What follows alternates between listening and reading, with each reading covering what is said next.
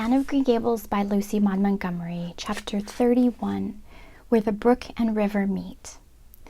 Anne had her good summer and enjoyed it wholeheartedly. She and Diana fairly lived outdoors, reveling in all the delights that Lover's Lane and the Dryad's Bubble and Willowmere and Victoria Island afforded. Marilla offered no objections to Anne's gypsyings. The Spencervale doctor who had come the night Minnie May had the croup met Anne at the house of a patient one afternoon early in vacation, looked her over sharply, screwed up his mouth, shook his head, and sent a message to Marilla Cuthbert by another person. It was, "Keep that red-headed girl of yours in the open air all summer and don't let her read books until she gets more spring into her step." This message frightened Marilla wholesomely. She read Anne's death warrant by consumption in it unless it was scrupulously obeyed. As a result, Anne had the golden summer of her life as far as freedom and frolic went. She walked, rode, berried, and dreamed to her heart's content. And when September came, she was bright-eyed and alert, with a step that would have satisfied the Spencervale doctor and a heart full of ambition and zest once more. "I feel just like studying with might and main," she declared as she brought her books down from the attic. "Oh, you good old friends, I'm glad to see your honest faces once more. Yes, even you, geometry. I've had a perfectly beautiful summer, Marilla, and now I'm rejoicing as a strong man to run a race, as Mr. Allen said last Sunday. Doesn't Mr. Allen preach magnificent sermons? Mrs. Lynde says he's improving every day. And the first thing we know, some city church will gobble him up and then we'll be left and have to turn in and break in another green preacher. But I don't see the use of meeting trouble halfway. Do you, Marilla? I think it would be better just to enjoy Mr. Allen while we have him.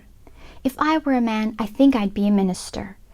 They can have such an influence for good, if their theology is sound, and it must be thrilling to preach splendid sermons and stir your hearers' hearts. Why can't women be ministers, Marilla? I asked Mrs. Lynde that, and she was shocked, and said it would be a scandalous thing. She said there might be female ministers in the States, and she believed there was, but thank goodness we hadn't got to that stage in Canada yet, and she hoped we never would. But I don't see why.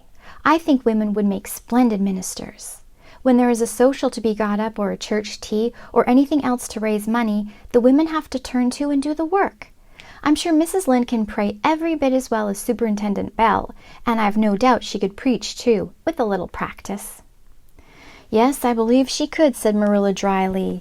"She does plenty of unofficial preaching as it is. Nobody has much of a chance to go wrong in Avonlea with Rachel to oversee them." "Marilla," said Anne in a burst of confidence, "I want to tell you something and ask you what you think about it. It has worried me terribly, on Sunday afternoons, that is, when I think specially about such matters. I do really want to be good, and when I'm with you, or Mrs. Allen or Miss Stacy, I want it more than ever, and I want to do just what would please you and what you would approve of. But mostly when I'm with Mrs. Lynde, I feel desperately wicked, and as if I wanted to go and do the very thing she tells me I oughtn't to do. I feel irresistibly tempted to do it. Now, what do you think is the reason I feel like that? Do you think it's because I'm really bad and unregenerate?" Marilla looked dubious for a moment. Then she laughed. "If you are, I guess I am too, Anne, for Rachel often has that very effect on me. I sometimes think she'd have more of an influence for good, as you say yourself, if she didn't keep nagging people to do right. There should have been a special commandment against nagging. But there, I shouldn't talk so. Rachel is a good Christian woman, and she means well. There isn't a kinder soul in Avonlea, and she never shirks her share of work." "I'm very glad you feel the same," said Anne decidedly. "It's so encouraging. I shan't worry so much over that after this, but I dare say there'll be other things to worry me. They keep coming up new all the time, things to perplex you, you know. You settle one question and there's another right after. There are so many things to be thought over and decided when you're beginning to grow up. It keeps me busy all the time thinking them over and deciding what is right. It's a serious thing to grow up, isn't it, Marilla? But when I have such good friends as you and Matthew and Mrs. Allen and Miss Stacy, I ought to grow up successfully, and I'm sure it will be my own fault if I don't. I feel it's a great responsibility because I have only the one chance. If I don't grow up right, I can't go back and begin over again. I've grown 2 inches this summer, Marilla. Mr. Gillis measured me at Ruby's party. I'm so glad you made my new dresses longer. That dark green one is so pretty, and it was sweet of you to put on the flounce. Of course, I know it wasn't really necessary, but flounces are so stylish this fall, and Josie Pye has flounces on all her dresses. I know I'll be able to study better because of mine. I shall have such a comfortable feeling deep down in my mind about that flounce." "It's worth something to have that," admitted Marilla.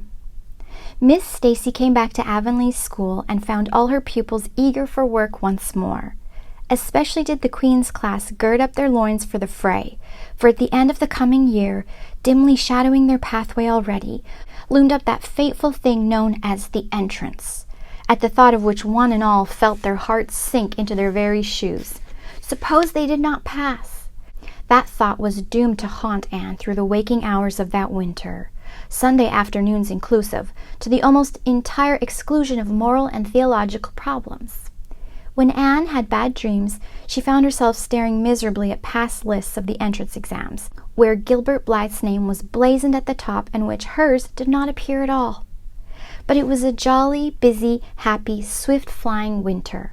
Schoolwork was as interesting, class rivalry as absorbing as of yore.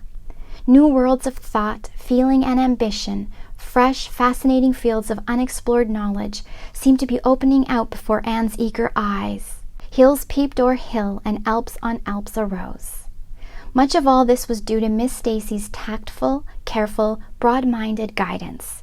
She led her class to think and explore and discover for themselves, and encouraged straying from the old beaten paths to a degree that quite shocked Mrs. Lynde and the school trustees, who viewed all innovations on established methods rather dubiously. Apart from her studies, Anne expanded socially, for Marilla, mindful of the Spencervale doctor's dictum, no longer vetoed occasional outings. The debating club flourished and gave several concerts. There were 1 or 2 parties almost verging on grown-up affairs. There were sleigh drives and skating frolics galore. Between times, Anne grew, shooting up so rapidly that Marilla was astonished one day when they were standing side by side to find the girl was taller than herself. "Why, Anne, how you've grown," she said, almost unbelievingly. A sigh followed on the words.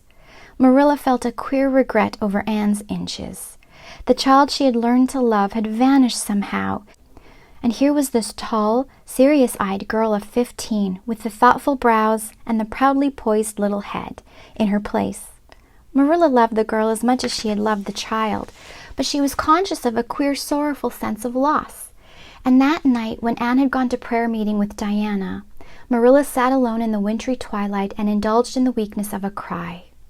Matthew, coming in with a lantern, caught her at it and gazed at her in such consternation that Marilla had to laugh through her tears. "I was thinking about Anne," she explained. "She's got to be such a big girl, and she'll probably be away from us next winter. I'll miss her terrible." "She'll be able to come home often," comforted Matthew, to whom Anne was as yet and always would be the little eager girl he had brought home from Bright River on that June evening 4 years before.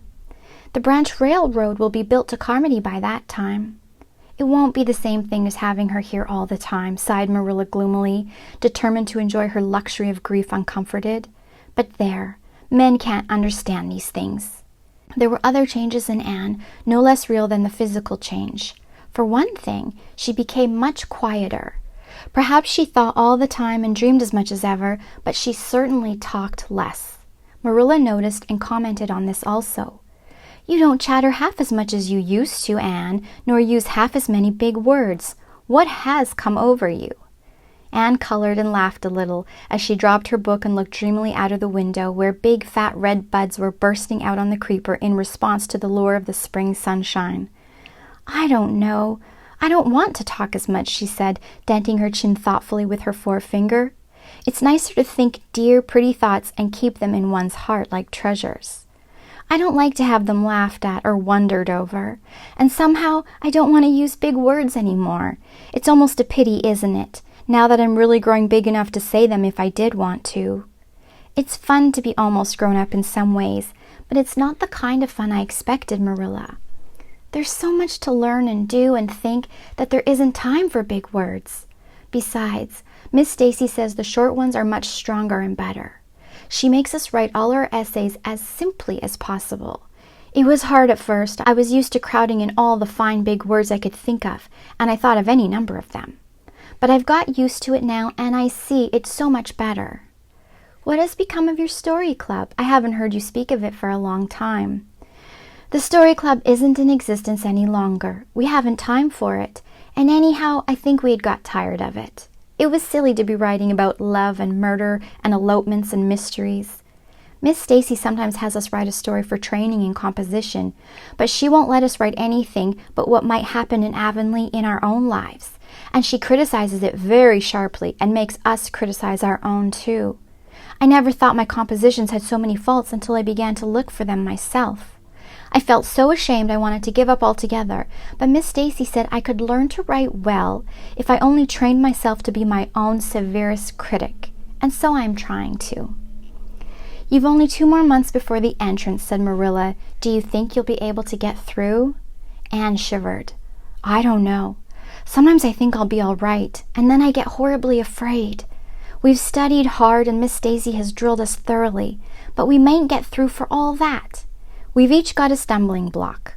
Mine is geometry, of course, and Jane's is Latin, and Ruby and Charlie's is algebra, and Josie's is arithmetic. Moody Spurgeon says he feels it in his bones that he's going to fail in English history. Miss Stacy is going to give us examinations in June just as hard as we'll have at the entrance, and mark us just as strictly, so we'll have some idea. I wish it was all over, Marilla. It haunts me. Sometimes I wake up in the night and wonder what I'll do if I don't pass. Why, go to school next year and try again, said Marilla unconcernedly. Oh, I don't believe I'd have the heart for it. It would be such a disgrace to fail, especially if the others passed. And I get so nervous in an examination that I'm likely to make a mess of it. I wish I had nerves like Jane Andrews. Nothing rattles her. Anne sighed and, dragging her eyes from the witcheries of the spring world, the beckoning day of breeze and blue, and the green things upspringing in the garden, buried herself resolutely in her book. There would be other springs, but if she did not succeed in passing the entrance, Anne felt convinced that she would never recover sufficiently to enjoy them.